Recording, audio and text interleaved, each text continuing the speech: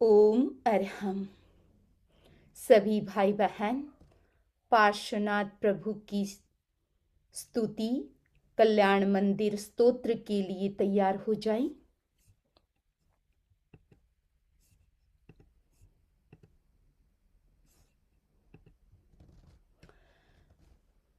श्री सिद्धसेन प्रसादात एष योगः फलतु।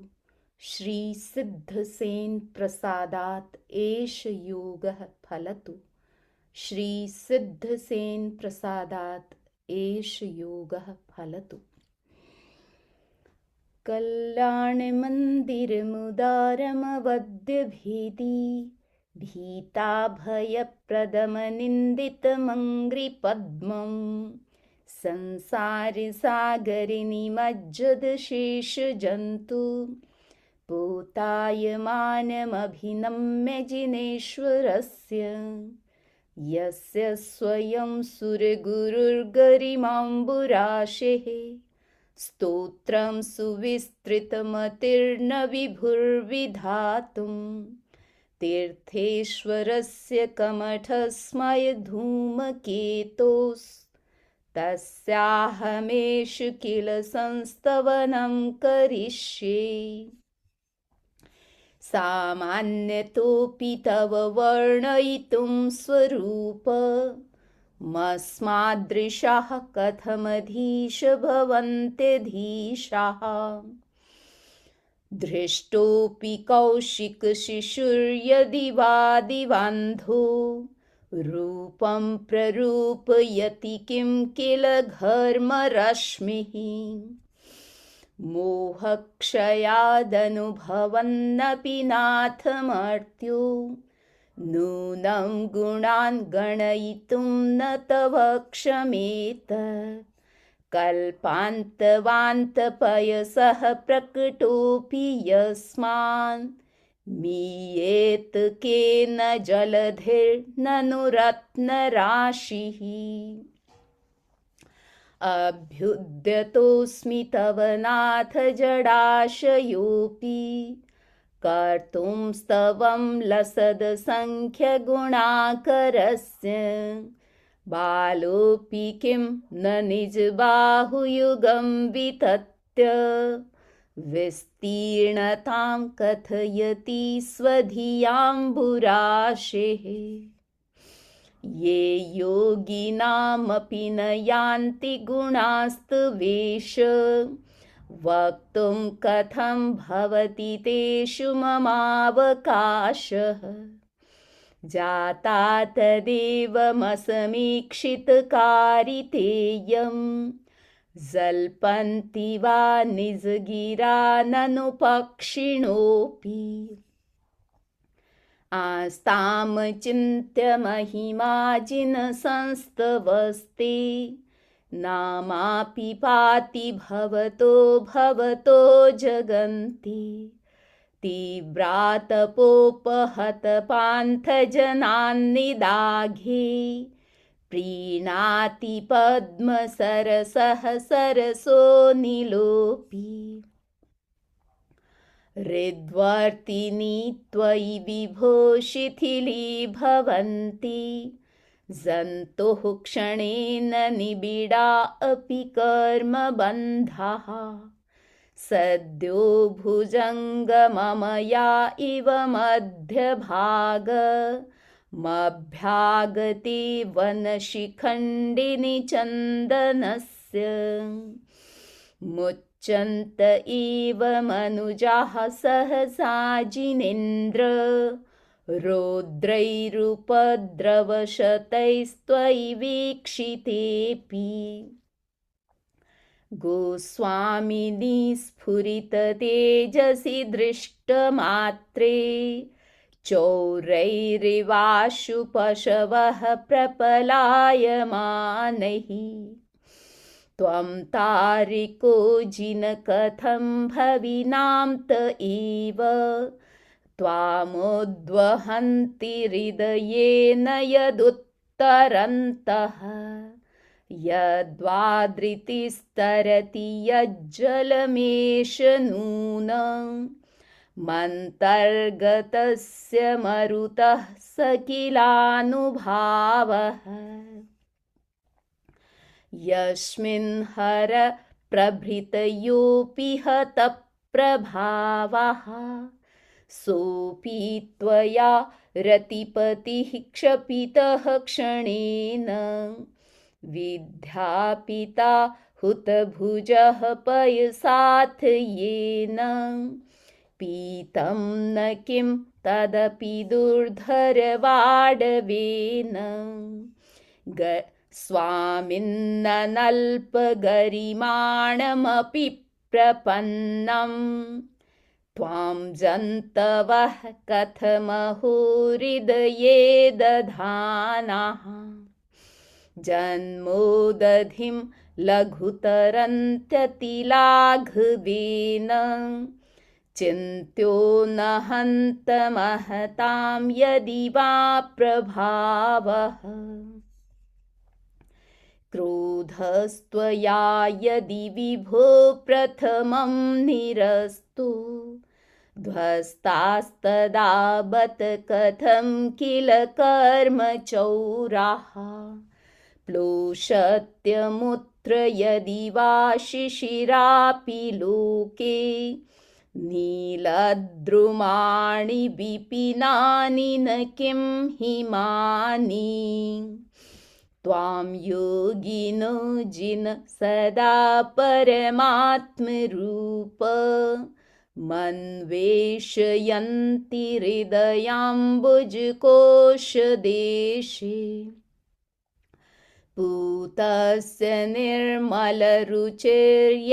वा किमन्य दक्षस्य सम्भवि पदं ननु कर्णिकायाः ध्यानाज्जिनेश भवतो भविनः क्षणेन देहं विहाय परमात्मदशां व्रजन्ति तीव्रानलादुपलभावमपास्य लोके चामीकरत्वमचिरादिवधातु भेदाः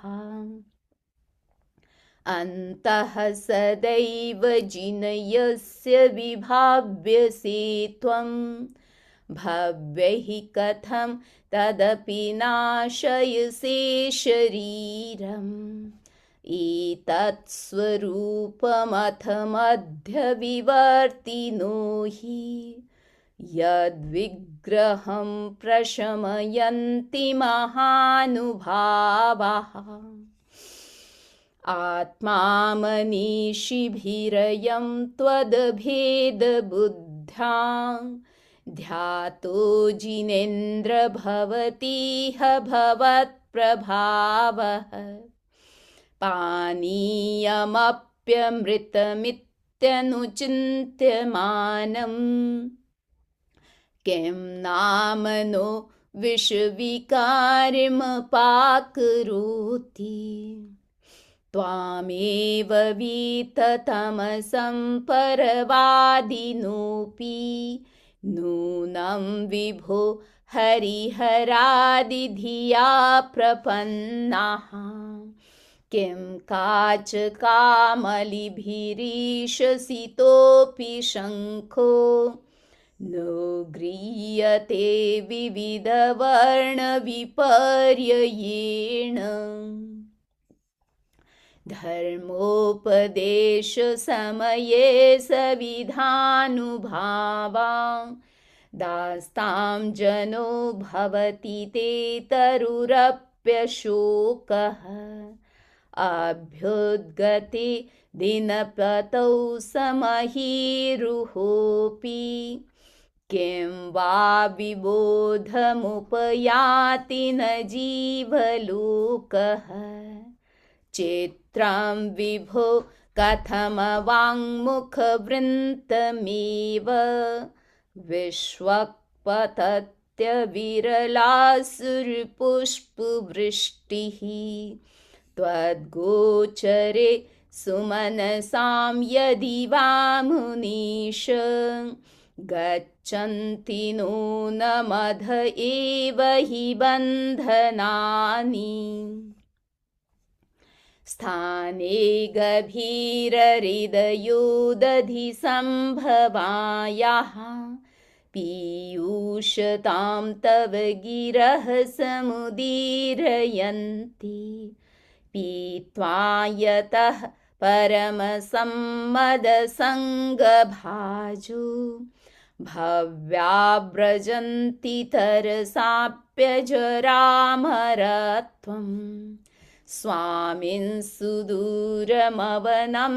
समुत्पतन्तु मन्ये वदन्ति शुचयः सुरचामरौघाः येऽस्मै नतिं विदधते मुनिपुङ्गवाय ते नूनमूर्ध्वगतयः खलु शुद्धभावाः श्यामं गभीरगिरमुज्ज्वलहेमरत्न सिंहासनस्थमिह भव्यशिखण्डिनस्त्वाम् आलोकयन्तिरभसेन नदन्तमुच्चैश्चामीकराद्रिशिरसीव नवाम्बुवाहम् उद्गच्छता तव सितद्युतिमण्डलेन लुप्तच्छदच्छविरशोकतरुर्बभूव सान्निध्यतोऽपि यदि वा तव वीतराग निरागतां व्रजति को न सचेतनोऽपि भो भो प्रमादमवधूय भजध्वमेन मागत्य निवृत्तिपुरीं प्रति सार्थवाहम् ईतन्निवेदयति देव जगत्त्रयाय मन्ये नदन्नभिनभसुरदुन्दुभिस्ते उद्योतितेषु भवता भुवनेषु नाथ तारान्वितो विधुरयं विहताधिकारः मुक्ताकलापकलितोल्लसितातपत्र व्याजात्रिधाधृततनुर्ध्रुवमभ्युपेतः स्वेन प्रपूरितजगत्त्रयपिण्डितेन कान्तिप्रतापयशसामिव सञ्चयेन माणिक्यहेमरजतप्रविनिर्मितेन सालत्रयेण भगवन्नभितो विभासि दिव्यस्रजो जिननमत्रिदशाधिपानामुत्सृज्य रत्नरचितानपि मौलिबन्धान् पादौ श्रयन्ति भवतो यदि वा परत्र त्वत्सङ्गमे सुमनसो नरमन्त एव त्वं नाथ जन्मजलधेर्विपराङ्मुखोऽपि यत्तारयस्य सुमतो निजपृष्ठलग्नान् योक्तं हि पार्थिवनिपस्य सतस्तवैव चित्रं विभो यदसि कर्म विपाकशून्यः विश्वेश्वरोऽपि जनपालकदुर्गतस्त्वं किं वाक्षरप्रकृतिरप्यलिपिस्त्वमीश अज्ञानवत्यपि सदैव कथञ्चिदेव ज्ञानं त्वयि स्फुरति विश्वविकासहेतु प्राग्भारसम्भृतनभांसि रजांसि रोषा दुत्थापितानि कमठेन शठेन यानि छायापितैस्तवननाथ हताहताशु ग्रस्तस्त्वमीभिरयमेव परं दुरात्मा यद्गर्जदूर्जितघनौघमदभ्रभीमं भ्रश्यत्तडिन्मुसलमांसलघोरिधारं दैत्येन मुक्तमथ दुस्तरवारिदध्रे तेनैव तस्य जिनदुस्तरवारिकृत्यम् ध्वस्तूर्ध्वकेशविकृताकृतिमर्त्यमुण्ड प्रालम्बभृद्भयदवक्त्रविनिर्यदग्निः प्रेतव्रजः प्रतिभवन्तमपीरितो यः सोऽस्याभवत्प्रतिभवं भवदुःखहेतुः धन्यास्त एव भुवनाधिपये त्रिसन्ध्य माराधयन्ति विधिवद्विधुतान्यकृत्याः भक्त्युल्लसत्पुलकपक्ष्मलदेहदेशाः पादद्वयं तव विभो भुवि जन्मभाजः अस्मिन्नपारे भववारिनिधौ मुनीश मन्येन मे श्रवणगोचरतां गतोऽसि आकर्णिते तु तव गोत्रपवित्रमन्त्रे किं वा विपद्विषधरी सविधं समेति जन्मान्तरेऽपि तव पादयुगं न देव मन्ये मया महितमीहितदानदक्षं तेनेह जन्मनि मुनीशपराभवानां जातो निकेतनमहं मथिताशयानाम् नूनं न मोहतिमिरावृतलोचनेन पूर्वं विभो सकृदपि प्रविलोकितोऽसि मर्माविधो विधुरयन्ति हि मामनर्था प्रोद्यत्प्रबन्धगतयः कथमन्यथैति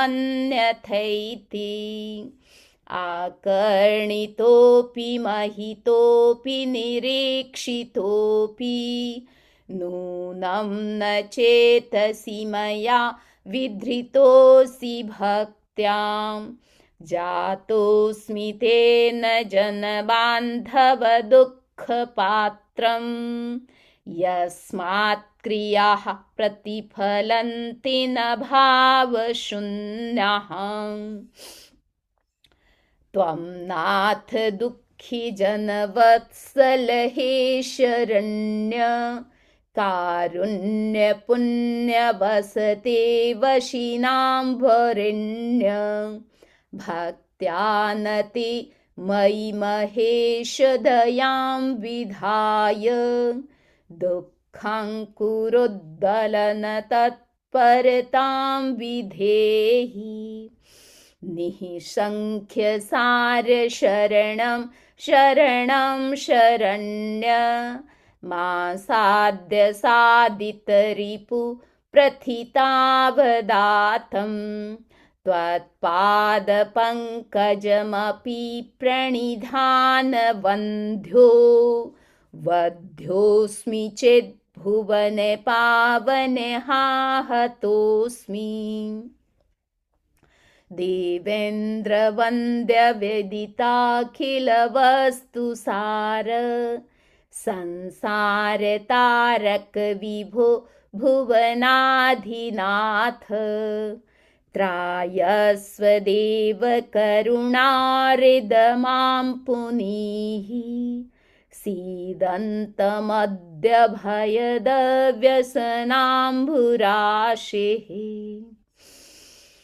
यद्यस्ति नाथ भवदन्रिसरोरुहाणां भक्तेः फलं किमपि सन्ततसञ्चितायाः तन्मे त्वदेकशरणस्य शरण्यभूयाः स्वामी त्वमेव भुवनेत्र भवान्तरेऽपि इत्थं समाहित धियो विधिवज्जिनेन्द्र सान्द्रोल्लसत्पुलककञ्चुकिताङ्गभागाः त्वद्बिम्बनिर्मलमुखाम्बुजबद्धलक्ष्या ये संस्तवं तव विभो रचयन्ति भव्याः जननयन कुमुदचन्द्र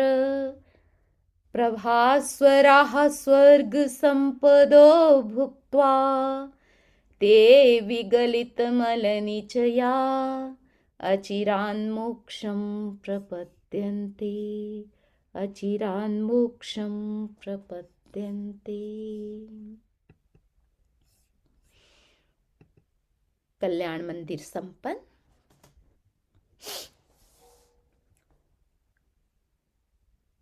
स्वास्थ्य वर्धक पार्श्वनाथ प्रभु का मंत्र 7 बार हम पाठ करेंगे सभी।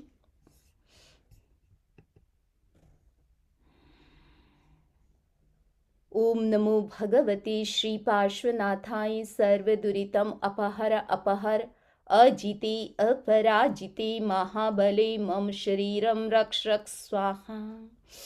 ओम नमो भगवते श्री पार्श्वनाथाय सर्वदुरितम अपहर अपहर अजिते अपराजिते महाबले मम शरीरम रक्ष रक्ष स्वाहा। ओम नमो भगवते श्री पार्श्वनाथाय सर्वदुरितम अपहर अपहर अजिते अपराजिते महाबले मम शरीरम रक्ष रक्ष स्वाहा। ओम नमो भगवते श्री पार्श्वनाथाय सर्वदुरितम अपहर अपहर अजिते अपराजिते महाबले मम शरीरम रक्ष रक्ष स्वाहा। ओम नमो भगवते श्री पार्श्वनाथाय सर्वदुरितम अपहर अपहर अजिते अपराजिते महाबले मम शरीरम रक्ष रक्ष स्वाहा। ओम नमो भगवते श्री पार्श्वनाथाय सर्वदुरितम अपहर अपहर अजिते अपराजिते महाबले मम शरीरम रक्ष रक्ष स्वाहा।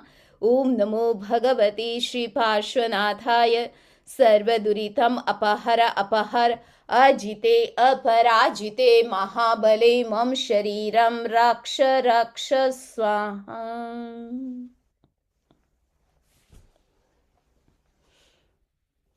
अब सुने मंगल पाठ।